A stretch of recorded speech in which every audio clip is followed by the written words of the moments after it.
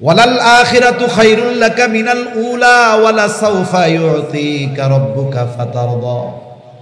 অচিরেই আপনার রব আপনাকে এত কিছু দিবেন যে আপনি খুশি হয়ে যাবেন। আরে হাবিব, আপনি শুইনা নেন, আমি তো আপনাকে নবুয়তি দেওয়ার আগেই ভুলা যাই নাই। যখন আপনাকে নবুয়তি দেই নাই, নবুয়তি দেওয়ার পরে তো আপনার সব ইন্তজাম করার জিম্মাদারি আমি আল্লাহ। ওই অবস্থার আগে আমি ভুলি নাই, আর এখন আপনার ভুলে যাবো, এটা হয় কেমন? আল্লাহ রাব্বুল আলামিন বলেন, আলাম ইয়াজিদিকা ইয়াতীমান ফাআওয়া। আমি কি আপনাকে ইয়াতীম অবস্থায় পাই নাই? ইয়াতীম অবস্থায় পেয়ে আপনাকে আমি ছেড়ে দেই নাই, আপনার লালন পালনের ব্যবস্থা করেছি। কেমনে আল্লাহ করছেন? স্বাভাবিকভাবে আমাদের সমাজে কি হয়, মনে করেন একজনের ছেলে বিবাহ করছে, ওই ছেলের স্ত্রীর পেটে সন্তান, আল্ট্রাসোনোগ্রাম করে জানছে ছেলে হবে। তাহলে বলেন তো ওই বাড়ির দাদা খুশি হয় না বেজার হয়? দাদি যদি নিজেও মহিলা কিন্তু যদি শোনে ছেলের ছেলে হবে বেশি খুশি হয়। এখন এই ছেলেটা দুনিয়ায় ভূমিষ্ঠ হওয়ার 2 মাস আগে আপনার ছেলেটা মারা গেল। বলেন তো এতকাল যেই আনন্দ ছিল যে আপনার নাতি আসবে, ছেলের ঘরের নাতি, ছেলে যখন মারা যাবে ছেলের ঘরের নাতির আগমন আপনাকে আর আনন্দিত করবে না। তখন কপাল ঘুচায়া যাবে যে হায় রে, এখন যদি দুনিয়ায় আসে কে খাওয়াবে, কে লালন পালন করবে? দাদির মুখেও হাসি নাই, দাদার মুখেও হাসি নাই, চাচার মুখেও হাসি নাই। কিন্তু আমার আপনার নবী দুনিয়ায় আসার আগে আমার আপনার নবীর পিতা, এই কারণে আব্দুল মুত্তালিবের কপাল ঘুচায়া যায় নাই। ঐতিহাসিকেরা লিখেন, যারা সিরাত লিখেছে, নবীজির জীবনী লিখতেছেন, আব্দুল মুত্তালিব আল্লাহর কাছে 10টা সন্তান চাইছিল জমজম কূপ খনন করার কাজে সহযোগিতার জন্য।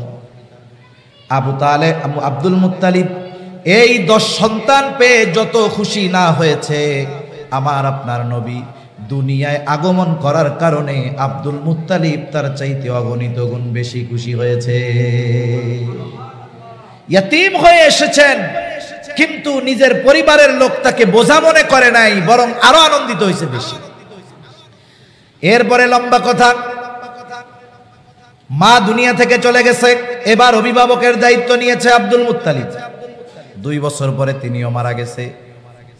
আব্দুল মুত্তালিব জীবনের অন্তিম সময় আবু তালেবকে ডাকছেন। আরো অনেক সন্তান ছিল কিন্তু ডাকছে আবু তালেবকে। আর বাস্তবতা হলো অন্যান্য সন্তানদের তুলনায় আবু তালেবের অর্থ কম ছিল, কিন্তু তিনি আমার আপনার নবীকে সবার চাইতে বেশি মহব্বত করতেন। সবাই ভালোবাসতো কিন্তু আবু তালেব একটু বেশি ভালোবাসতো। আব্দুল মুত্তালিব ওসিয়ত করে গেছে, আমার মরার পরে তুমি মুহাম্মাদের অভিভাবক। আবু তালেব মৃত্যু পর্যন্ত আমার আপনার নবীর সাথে সব সময় লেগেছিলেন। কাফেরদের আঘাত নবীজির গায়ে লাগার আগে নিজের গায়ে লাগানোর জন্য প্রস্তুত ছিলেন। সুবহান। এদিকে গেলে লম্বা কথায় চলে যাবে।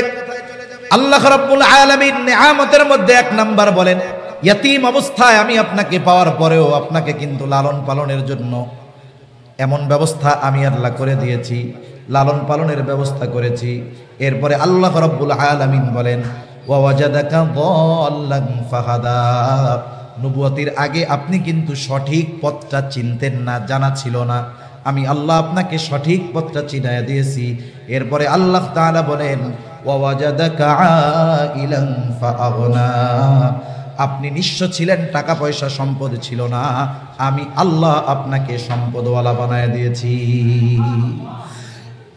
মুফাসসিরিনে কেরাম বলেন এখানে উদ্দেশ্য এটা যে আল্লাহ তাআলা খাদিজা রাদিয়াল্লাহু তাআলা আনহার সাথে বিবাহের মাধ্যমে খাদিজা স্বেচ্ছায় তার ব্যবসার সব সম্পদের মালিক আমার আপনার নবীকে বানায় দিয়েছেন। সুবহান।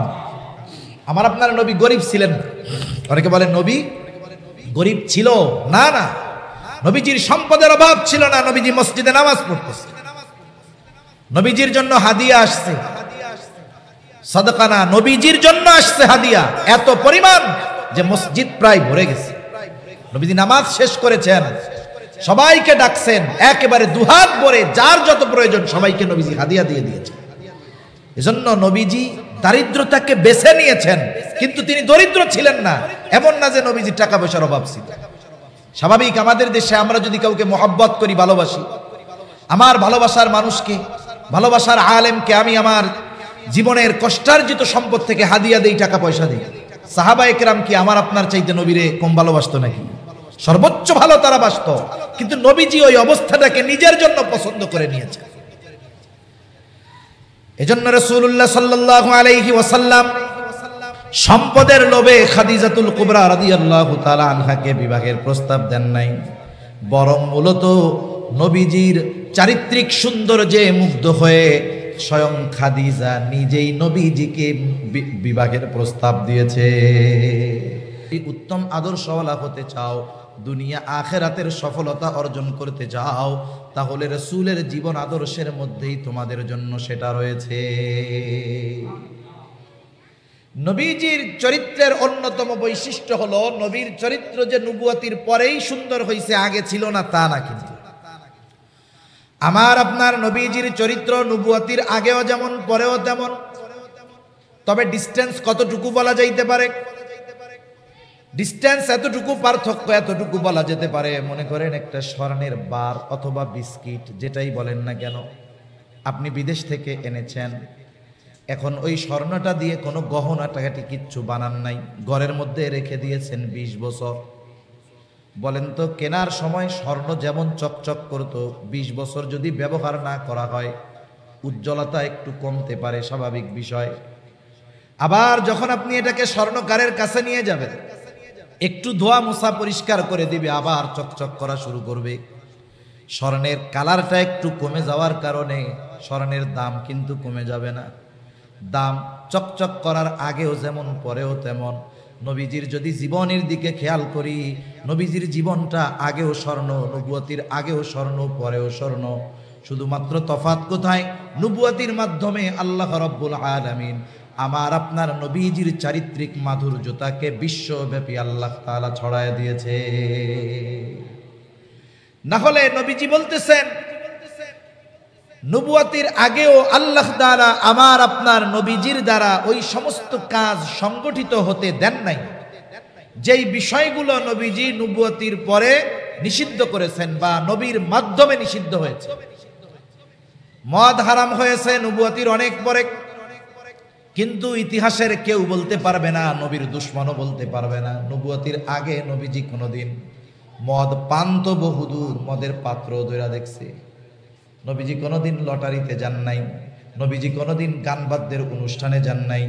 নবীজি একবার বলতেছেন, আমি তখন ছোট বালক, 10-12 বছর বয়স, মক্কার মধ্যে একটা বিবাহ অনুষ্ঠান হবে এবং ওই বিবাহ অনুষ্ঠানে যাদেরকে দাওয়াত দেওয়া হবে, রাতের বেলা খাবার দাবারের পরে গানের আয়োজন হবে। বিবাহ অনুষ্ঠানে গান বাদ্য, এটা শুধু জাহেলিয়াতের সময় মক্কার কাফেররাই করতো না, বরং এখনকার সময় দেখা যায় অনেক মুসলমানের বিবাহের মধ্যে গান বাদ্য আছে না না। যেই বিবাহের মধ্যে পাপাচার থাকে, ওই বিবাহ কোটি টাকা কাবিন দিলেও টিকবে না। প্রত্যেক জায়গায় নবীজির সুন্নাত অনুযায়ী কর্ম সম্পাদন করলে সেখানে রহমত থাকবে, সেখানে বরকত থাকবে। নবীজি তখন ছোট, বলতেছে আমি সবার সাথে গেলাম, খাবার দাবার শেষ, এখন মূল আয়োজন, নাচ গান শুরু হবে, সারা রাত এটা চলবে। যখন ঘোষণা হলো যে এখন অনুষ্ঠান শুরু হবে, সকলে দৌড় শুরু করে দিয়েছে। ওয়াজ মাহফিলের মধ্যে মানুষদেরকে ডাকতে ডাকতে অবস্থা খারাপ হয়ে যায় যে একটু সামনে আসেন, কিন্তু গানের অনুষ্ঠানে ডাকা লাগে না, হুড়মুড়ি খাইয়া কে আগে গিয়া বসবে সেই চিন্তা করে সবাই দৌড় দেওয়া শুরু করেছে। নবীজি বলেন, আমাকেও আমার সাথের সবাই ডাকতেছে, মুহাম্মদ আসো, আগে না গেলে জায়গা পাবো না। শিশু নবী বলেন, নবীজি বলেন, হঠাৎ আমার দু চোখ জোড়ে প্রচন্ড রকমের ক্লান্তি, ঘুম চলে আসছে, সবাই চলে গেছে, আমি বাড়ির একপাশে ঘুমায় গেলাম। আমি ঘুমায় পড়ছি, আমার আর কোনো হুঁশ নাই সারা রাত কি হয়েছে। সকালবেলায় যখন সূর্য উঠেছে, সূর্যের আলো যখন আমার চোখের উপরে পড়েছে, আমার ঘুম ভাঙছে। গত রাত কি হয়েছে, কিভাবে অতিবাহিত হয়েছে, আমার কোনো খবর নাই। নবীজি আবার আরেকটা বর্ণনায় বলেন, একবার বাইতুল্লাহর সংস্কার করা হবে। সংস্কার কাজের সময় কাফেররা সিদ্ধান্ত নিল যে আমরা কেউ যেই পোশাক পরে পাপাচারে লিপ্ত হই, অপরাধ করি, গুনাহ করি, এই পোশাক পরে বাইতুল্লাহ সংস্কারের কাজে অংশগ্রহণ করা যাবে না। কি করবা? সকলে মিলে সিদ্ধান্ত নিল আমরা আমাদের পোশাক খুলে ফেলবো, বিবস্ত্র অবস্থায় কাজ করব। হযরত আব্বাস রাদিয়াল্লাহু তাআলা আনহু তখন নবীজিকে বলতেছে, মুহাম্মদ সকলেই পোশাক খুলে ফেলতেছে, তুমিও খুলো। নবীজি যখন বলেন, আমি যখন চিন্তা করতেছি আমার লুঙ্গি খোলা লাগবে, এই চিন্তা করার সাথে সাথে নবীজি অজ্ঞান হয়ে জমিনে পড়ে গেছে। যে কথা বোঝানোর জন্য বলতেছি যে নবুয়তির পরে যেই সমস্ত বিষয় আল্লাহ নিষিদ্ধ করেছেন অথবা নবীর মাধ্যমে করিয়েছেন, এমন কোন কাজ আল্লাহ তাআলা নবুয়তির আগে আমার আপনার নবীজির মাধ্যমে সংগঠিত হতে দেন নাই। নবীজির চারিত্রিক সত্যায়ন নবুয়তির পরে শুধু আল্লাহ তাআলা করেছেন তা নয়, আমার আপনার নবীজির আল আমিন উপাধি যখন তিনি পেয়েছেন তখন বয়স হয়তো 20-এর ঘরে, তখনই মক্কার মানুষ উপাধি দিয়েছে আল আমিন। তখনই মক্কার মানুষ আমার আপনার নবীজিকে উপাধি দিয়েছে আস-সাদিক, সত্যবাদী, আমানতদার। শুধু তাই না, মক্কার কাফেররা নবীজিকে হত্যার ব্যাপারে অপচেষ্টা করেছে, কিন্তু কখনো নবীজির চরিত্রের ব্যাপারে অপবাদ দেওয়ার দুঃসাহস করতে পারে না। কাফেররা নবুয়তির পরে নবীজির থেকে মানুষদেরকে ঠেকানোর জন্য নবীর ব্যাপারে কয়েকটা শব্দ বলতো। জাহেলিয়াতের সময়ও হজ হইতো, তখনও মানুষ বাইতুল্লাহ জিয়ারত করার জন্য আসতো। হজের মৌসুমে মক্কায় ঢোকার যেই দরজাগুলো ছিল, রাস্তাগুলো ছিল, কুরাইশ কাফেররা প্রত্যেক জায়গায় প্রতিনিধি দাঁড় করায়া দিত। ওদের কাজ কি? কাজ ছিল যে যারাই আসবে তোমরা ঘোষণা করবা যে আমাদের মক্কায় মুহাম্মদ নামে একজন লোক আছে। কেউরে বলতো যে বলবা যে সে কিন্তু পাগল, তার কাছে তোমরা কেউ যাবা না। আর এক রাস্তায় দাঁড়ায় আর একজন ঘোষণা করে তো, শোনো মক্কায় মুহাম্মদ নামে একজন লোক আছে, সে কিন্তু জাদুকর, তার কাছে যাবা না। আর এক জায়গায় আর এক লোক দাঁড়ায় বলতো, শোনো আমাদের এলাকায় একজন লোক আছে, নাম হলো তার মুহাম্মদ, সে কিন্তু কবি, তার কাছে যাবা না। আর এক রাস্তায় দাঁড়ায় আর একজন বলতো, শোনো আমাদের এলাকায় একজন লোক আছে, তার নাম মুহাম্মদ, সে কিন্তু পাগল, তার কাছে কেউ যাবা না। একটু চিন্তা করে দেখেন, এই মানুষগুলো কেউ আমার আপনার নবীজির নামটা পর্যন্ত জানতো না। কাফেররা আমার আপনার নবীজির ব্যাপারে এই কথাগুলো যখন মানুষের কাছে বলতো, মানুষের বিষয় হলো আল ইনসানুন হারিসুন আলা মা মুনিআ, মানুষকে যেটা নিষেধ করা হয় সেটার প্রতি মানুষের আগ্রহ বেশি জাগ্রত হয়। ওরা চিন্তা করে হজ তো একদিনের কাম, তাহলে একটু জাদুকরের জাদু দেখে আসি। এবার খুঁজতো কোথায় সেই মুহাম্মদ জাদুকর। এইবার আমার আপনার নবীর কাছে যাইতো। আসলে কি নবী জাদু জানে নাকি? নবী তো জাদু জানে না। নবীর কাছে যে যায় নবী শুধু তাকে কোরআন শোনায় দেয়। এইবার যাইতো জাদু দেখার জন্য, যখন যার কাছে ওহী নাজিল হচ্ছে তার পবিত্র জবানে যখন কোরআনুল কারীমের তিলাওয়াত শুনতো, হায় রে, কোরআনের প্রভাব তো জাদুর প্রভাবের চাইতে অগণিত গুণ বেশি। এইবার জাদু দেখতে গিয়া কোরআনের তিলাওয়াত শুনে অনেকের অন্তরে হেদায়েতের বাতি প্রজ্বলিত হয়ে যাইত। যারে কেউ চিনত না তাকে কাফেররা চিনায় দিছে। অনেকে সাহিত্য মনা ছিল, কবিতা শোনার জন্য যাইতো, দেখি কেমন কবিতা বলে।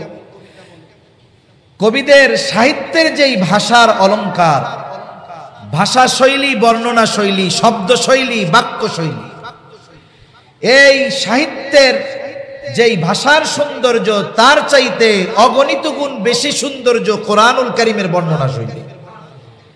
এত অন্তমিল, ছন্দমিল, যেটা হৃদয়কে স্পর্শ করে। কেমন যেন যখন আমরা তাসবিহ পাঠ করি, একটা একটা করে টান দেই না আস্তে আস্তে সুন্দরভাবে, কোরআনের প্রত্যেকটা শব্দের মধ্যে ওই রকম অন্তমিল, ছন্দমিল আছে।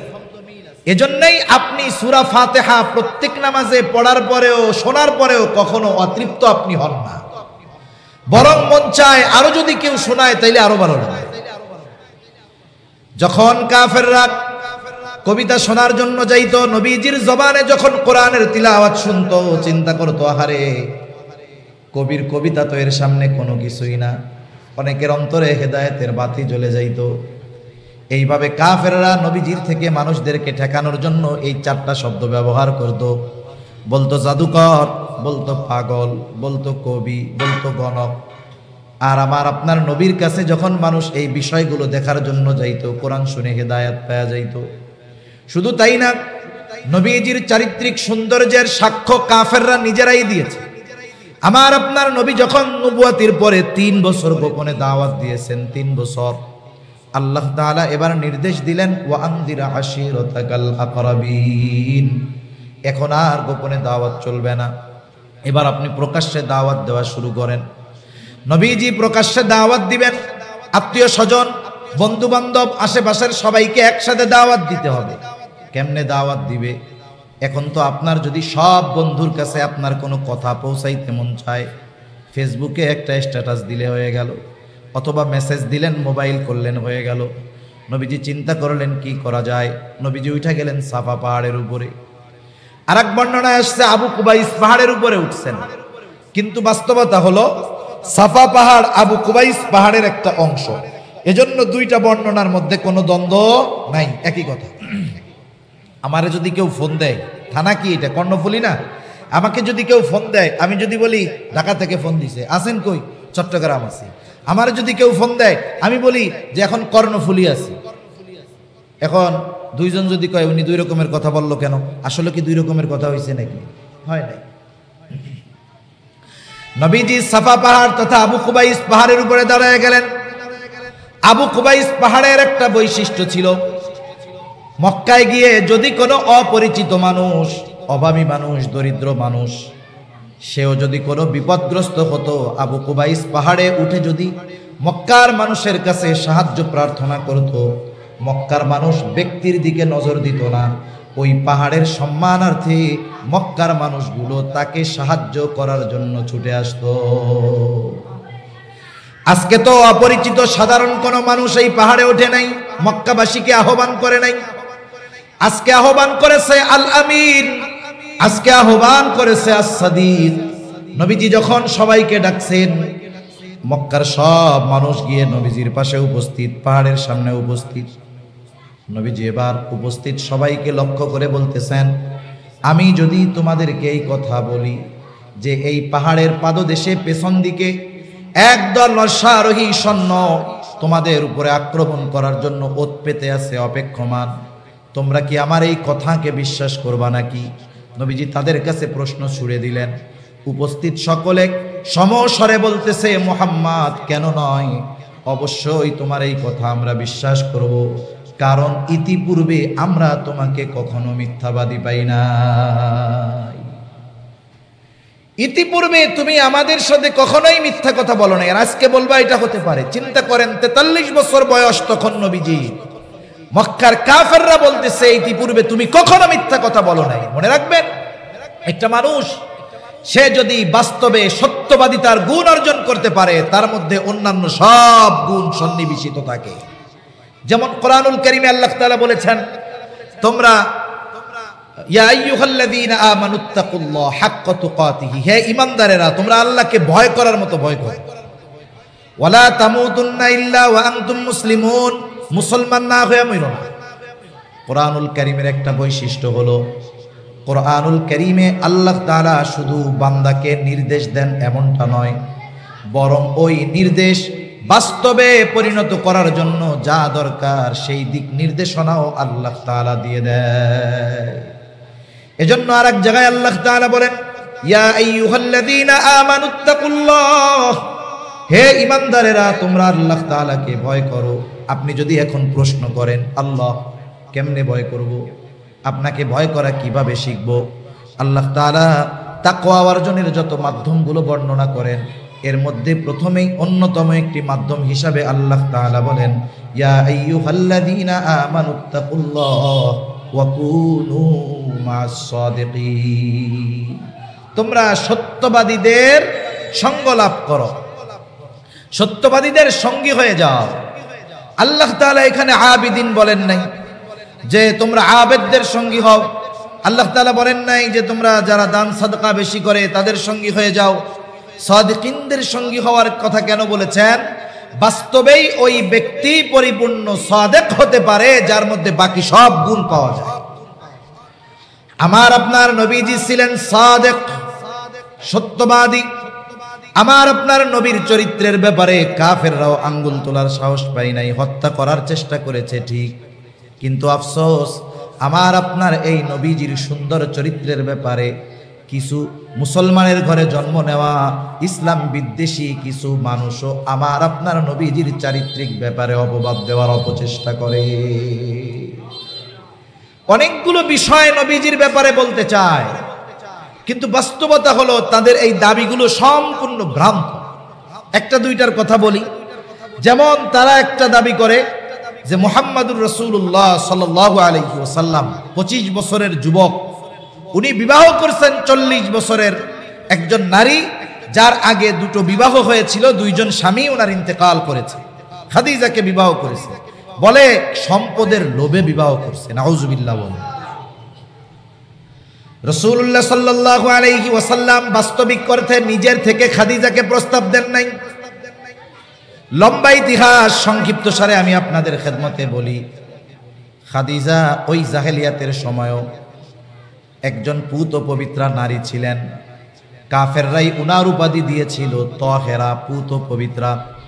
ওনার বাবাও ধর্নাঢ্য ব্যক্তি ছিল, স্বামীদের থেকেও মেরাজ সূত্রে কিছু সম্পদ ইনি পেয়েছিলেন। উনি একজন বিচক্ষণ বুদ্ধিমতী নারী ছিলেন। উনি এই সম্পদগুলো বসে বসে খান নাই, ব্যবসার কাজে ব্যয় করছেন, ব্যবসা শুরু করে দিয়েছেন। তিনি একবার সিরিয়ায় একটা ব্যবসায়ী কাফেলা প্রেরণ করবেন, কিন্তু এই কাফেলা পরিচালনার জন্য একজন আমানতদার লোক দরকার, বিশ্বস্ত লোক দরকার। নবীজির বয়স তখন 22 বছর, খাদিজা রাদিয়াল্লাহু তাআলা আনহার বয়স হলো তখন 37 বছর।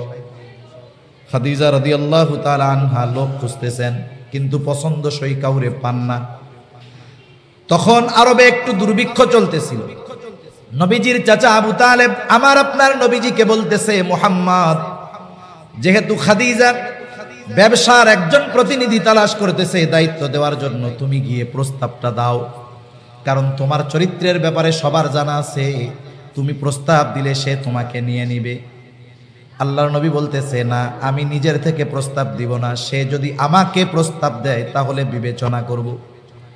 আবু তালেব চিন্তা করলেন হয়তো অন্য কেউ এই দায়িত্ব নিতে পারে। তিনি নিজের থেকে গিয়া খাদিজার কাছে আমার আপনার নবীজির ব্যাপারে বললেন যে, আপনি তো একজন বিশ্বস্ত মানুষ খুঁজতেছিলেন, আপনার ব্যবসায়ী কাফেলার প্রধান হিসাবে নিযুক্ত করে ব্যবসার কাফেলা সিরিয়ায় পাঠানোর জন্য আমার ভাতিজা মুহাম্মদ আছে।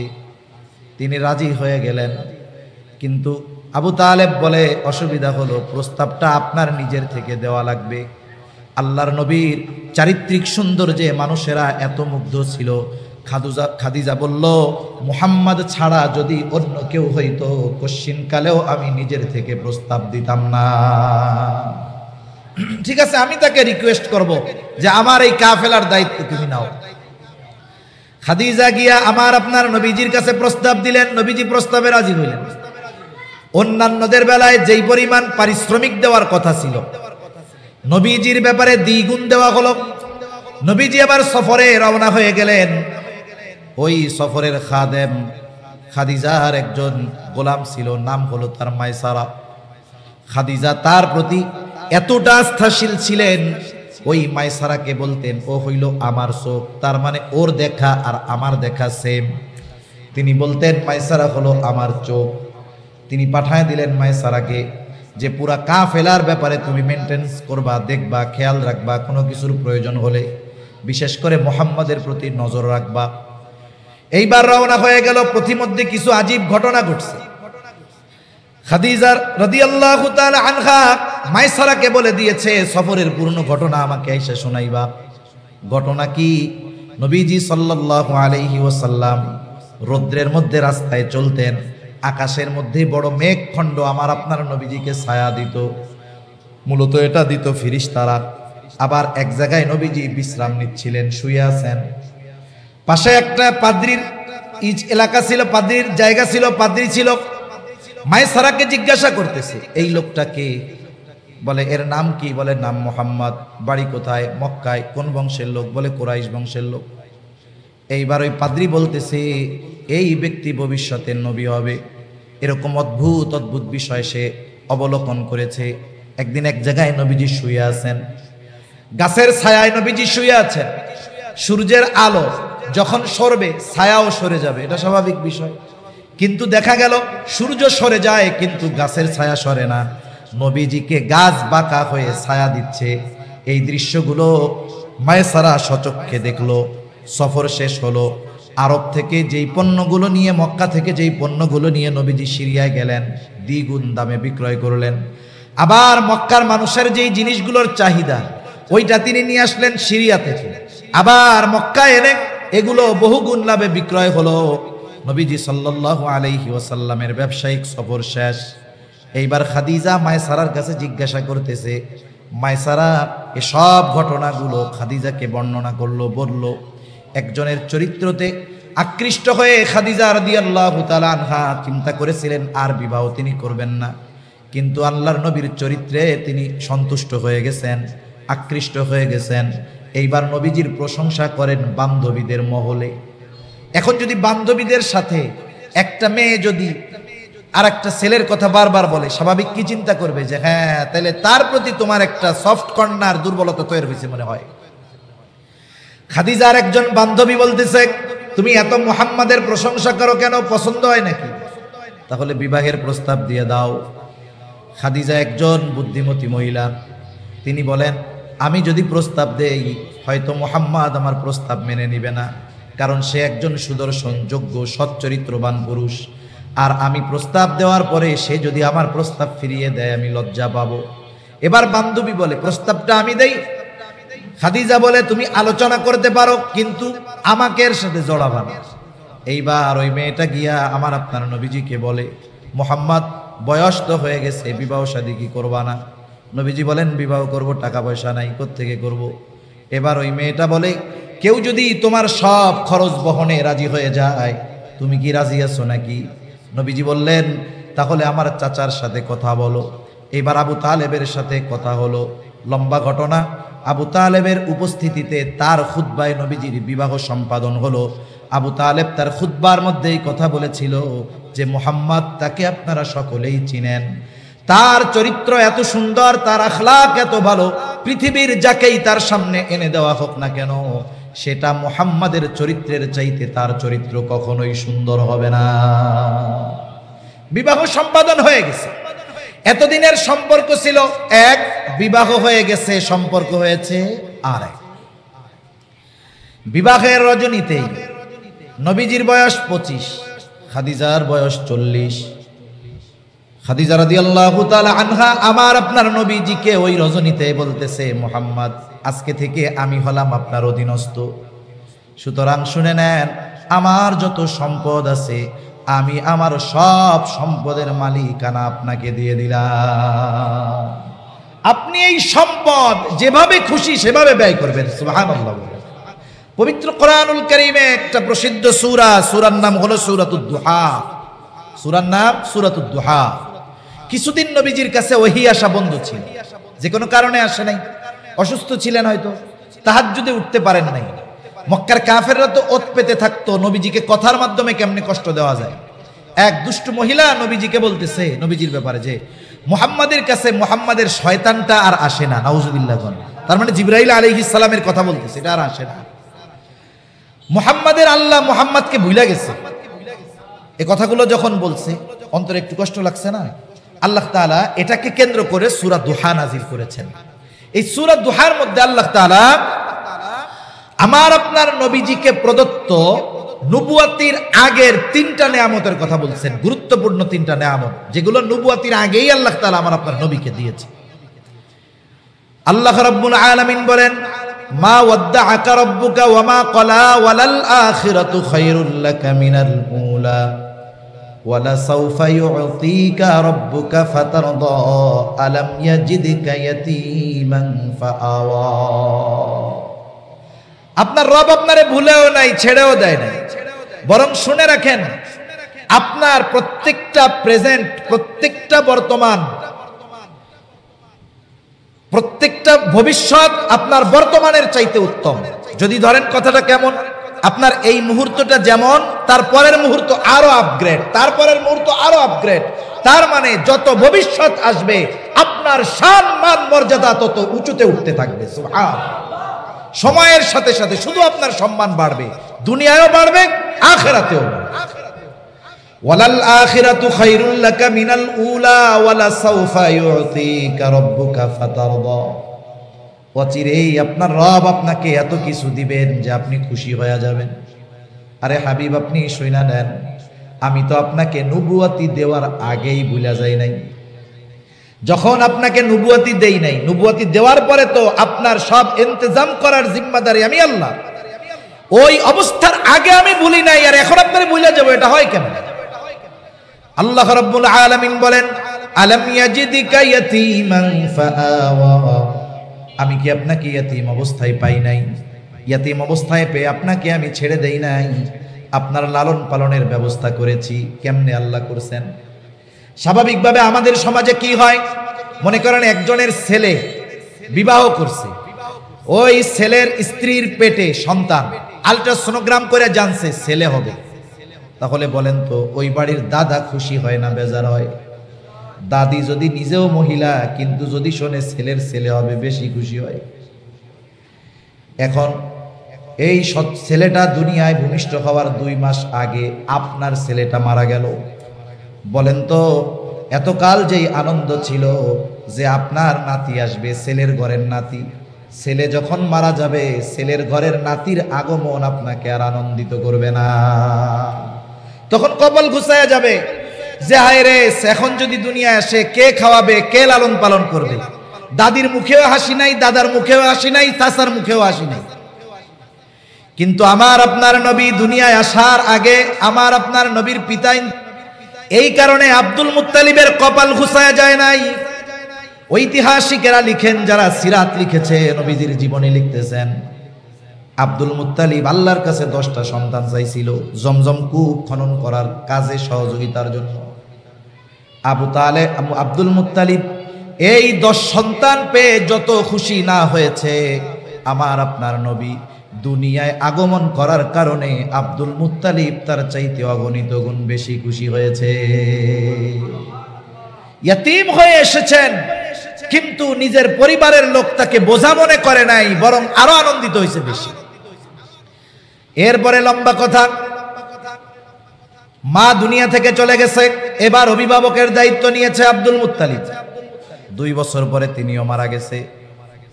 আব্দুল মুত্তালিব জীবনের অন্তিম সময় আবু তালেবকে ডাকছেন। আরো অনেক সন্তান ছিল কিন্তু ডাকছে আবু তালেবকে। আর বাস্তবতা হলো অন্যান্য সন্তানদের তুলনায় আবু তালেবের অর্থ কম ছিল, কিন্তু তিনি আমার আপনার নবীকে সবার চাইতে বেশি মহব্বত করতেন। সবাই ভালোবাসতো কিন্তু আবু তালেব একটু বেশি ভালোবাসতো। আব্দুল মুত্তালিব ওসিয়ত করে গেছে, আমার মরার পরে তুমি মুহাম্মাদের অভিভাবক। আবু তালেব মৃত্যু পর্যন্ত আমার আপনার নবীর সাথে সব সময় লেগেছিলেন। কাফেরদের আঘাত নবীজির গায়ে লাগার আগে নিজের গায়ে লাগানোর জন্য প্রস্তুত ছিলেন। সুবহান। এদিকে গেলে লম্বা কথায় চলে যাবে। আল্লাহ রাব্বুল আলামিন নিয়ামতের মধ্যে 1 নাম্বার বলেন, ইয়াতীম অবস্থায় আমি আপনাকে পাওয়ার পরেও আপনাকে কিন্তু লালন পালনের জন্য এমন ব্যবস্থা আমি আল্লাহ করে দিয়েছি, লালন পালনের ব্যবস্থা করেছি। এরপরে আল্লাহ রাব্বুল আলামিন বলেন, ওয়া ওয়াজাদাকা দাল্লান ফাহাদা। নবুয়তির আগে আপনি কিন্তু সঠিক পথটা চিনতেন না, জানা ছিল না, আমি আল্লাহ আপনাকে সঠিক পথটা চিনায়া দিয়েছি। এরপরে আল্লাহ তাআলা বলেন, ওয়া ওয়াজাদাকা আইলান ফাআগনা। আপনি নিঃস্ব ছিলেন, টাকা পয়সা সম্পদ ছিল না, আমি আল্লাহ আপনাকে সম্পদওয়ালা বানায় দিয়েছি। মুফাসসিরিনে কেরাম বলেন এখানে উদ্দেশ্য এটা যে আল্লাহ তাআলা খাদিজা রাদিয়াল্লাহু তাআলা আনহার সাথে বিবাহের মাধ্যমে খাদিজা স্বেচ্ছায় তার ব্যবসার সব সম্পদের মালিক আমার আপনার নবীকে বানায় দিয়েছেন। সুবহান। আমার আপনার নবী গরিব ছিলেন। অনেকে বলেন নবী গরিব ছিল, না না, নবীজির সম্পদের অভাব ছিল না। নবীজি মসজিদে নামাজ পড়তেছে, নবীজির জন্য হাদিয়া আসছে, সাদাকা না, নবীজির জন্য আসছে হাদিয়া এত পরিমাণ যে মসজিদ প্রায় ভরে গেছে।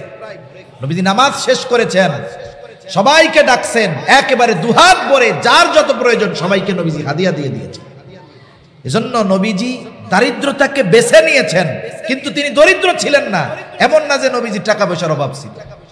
স্বাভাবিক আমাদের দেশে আমরা যদি কাউকে মহব্বত করি, ভালোবাসি, আমার ভালোবাসার মানুষকে, ভালোবাসার আলেমকে আমি আমার জীবনের কষ্টার্জিত সম্পদ থেকে হাদিয়া দেই, টাকা পয়সা দিই। সাহাবায়ে কেরাম কি আমার আপনার চাইতে নবীরে কম ভালোবাসতো নাকি? সর্বোচ্চ ভালো তারা বাসত, কিন্তু নবীজি ওই অবস্থাটাকে নিজের জন্য পছন্দ করে নিয়েছেন। এজন্য রাসূলুল্লাহ সাল্লাল্লাহু আলাইহি ওয়াসাল্লাম সম্পদের লোভে খাদিজাতুল কুবরা রাদিয়াল্লাহু তাআলা আনহাকে বিবাহের প্রস্তাব দেন নাই, বরং মূলত নবীজির চারিত্রিক সৌন্দর্যে মুগ্ধ হয়ে স্বয়ং খাদিজা নিজেই নবীজিকে বিবাহের প্রস্তাব দিয়েছে। এজন্য নবীজির ব্যাপারে এই অপবাদ যারা দেয়, নিঃসন্দেহে তারা ইসলামের দুশমন, নবীজির দুশমন। ঠিক কিনা বলো? আরো অনেক বিষয় নবীজির ব্যাপারে তারা বলতে চায়। তারা বলে নবীজি অনেক বিবাহ করছে। আরে বলো, যতগুলো বিবাহ করছে একটা মাত্র কুমারী ছিল, ছোট। আর এছাড়া প্রত্যেকেরই এক বা একাধিক বিবাহ ছিল। নবীজি সাল্লাল্লাহু আলাইহি ওয়াসাল্লাম কোন বিবাহ নিজের ইচ্ছায় করেন নাই, যতক্ষণ না আল্লাহ তাআলার পক্ষ থেকে নির্দেশ এসেছে। নবী নিজে করেন নাই। সাথে সাথে খাদিজা রাদিয়াল্লাহু তাআলা আনহার সাথে প্রায় 24 বছরের সংসার নবীজির।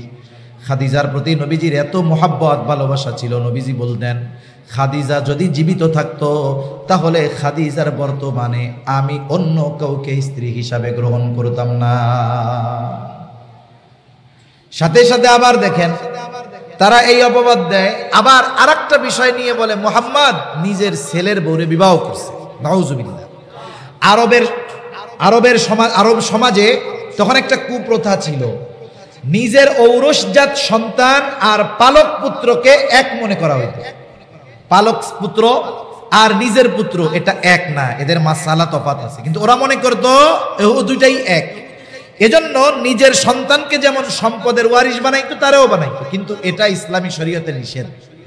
আরবে এই বিষয়টা দীর্ঘকাল চলে আসতেছে। হযরত যায়েদ রাদিয়াল্লাহু তাআলা আনহুর সাথে নবীজির ফুফাতো বোন জায়নাব বিনতে জাহাশের বিবাহ হয়েছে। দুজনের মধ্যে বনাবনি হয় না, নবীজি অনেক চেষ্টা করছেন, কিন্তু এক সময় ছাড়াছাড়ি হয়ে গেছে। আমি শেষ করে দিব 2-3 মিনিটের মধ্যে, 2-3 মিনিটের মধ্যে শেষ। জায়নাব বিনতে জাহাশ ছাড়াছাড়ি হয়ে গেছে। এখন নবীজি কি করলেন? চেষ্টা করছেন জায়েদের সাথে জায়নাব বিনতে জাহাশের সংসার টিকে নাই, আর জায়েদকে নবীজির পালক পুত্র। এইবার আল্লাহ তাআলার নির্দেশ আসলো, আপনি জায়নাব বিনতে জাহাশকে বিবাহ করেন। নবীজিও টেনশনে পড়ে গেছে। শতাব্দীর পর শতাব্দী ধরে আমাদের সমাজে এটাকে অন্য চোখে দেখা হয়, পালক পুত্রকে নিজের পুত্রের মতো মনে করা হয়। এখন যদি বিবাহ করি অবস্থা কি হবে?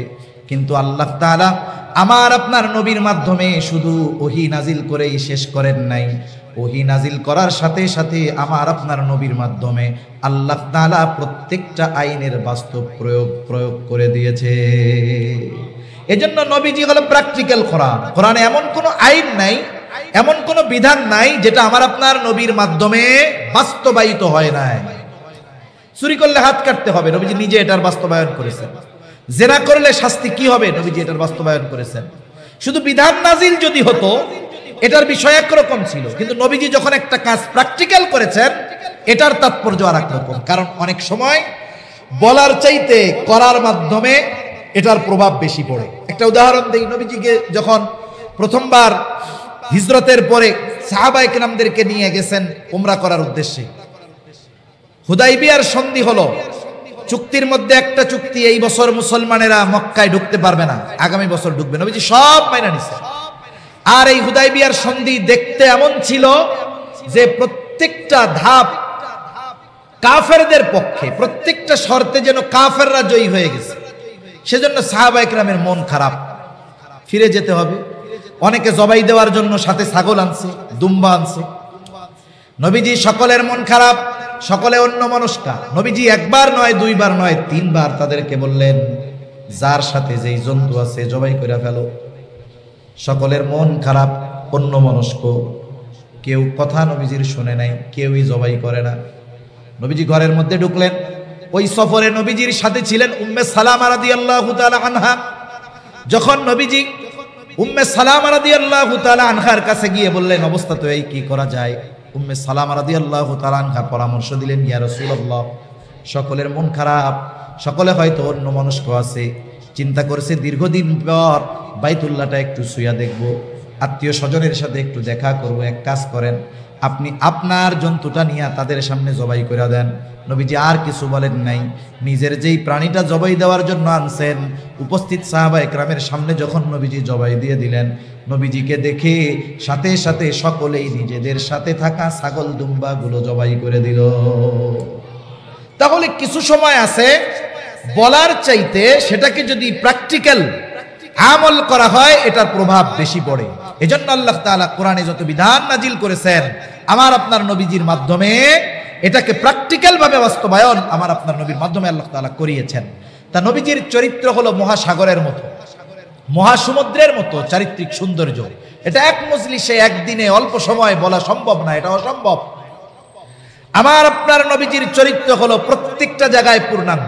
এমন নয়, নবীজির জীবনটা তো এক বহুমুখী জীবন, কোন নবীর জীবন সব দিক দিয়ে নাই। যেমন আপনি যদি চিন্তা করেন আপনি আদর্শ স্বামী হবেন, আদর্শ নিবেন কার কাছ থেকে? চিন্তা করলেন ঈসা আলাইহিস সালাম কেমন স্বামী ছিল, আমি ওরকম স্বামী হব, জীবনেও পারবেন না। কারণ ঈসা আলাইহিস সালাম যতদিন দুনিয়ায় ছিলেন উনি বিবাহই করেননি। আপনি আদর্শ বাবা হবেন, ঈসা আলাইহিস সালাম থেকে আপনি পারবেন না এটা নিতে। আপনি আদর্শ সমরনায়ক হবেন, ঈসা আলাইহিস সালাম তার জীবনে যুদ্ধে অংশগ্রহণ করা লাগে নাই, পারবেন না, যদিও পরবর্তীতে শেষে এসে করবে। আপনি চান আপনি আদর্শ রাষ্ট্রনায়ক হবেন, মুসা আলাইহিস সালামের অনুসরণ করবেন। মুসা আলাইহিস সালাম বড় একটা সম্প্রদায়ের নবী ছিলেন, কিন্তু উনি বাদশা ছিলেন না। কিন্তু আমার আপনার নবী সব ছিলেন, এবং প্রত্যেক জায়গায় নবীজির আখলাক ছিল 100 একেবারে পরিপূর্ণ। নবীজির চরিত্রের গ্রাফ আপ ডাউন ছিল না, একেবারে সেম লেভেলে ছিল এবং পরিপূর্ণ ছিল। এজন্য আমার আপনার নবীর চরিত্র শুধু উত্তম চরিত্র নয়, আমার আপনার নবীর চরিত্র হলো পরিপূর্ণ উত্তম চরিত্র। সুবহানাল্লাহ বলেন।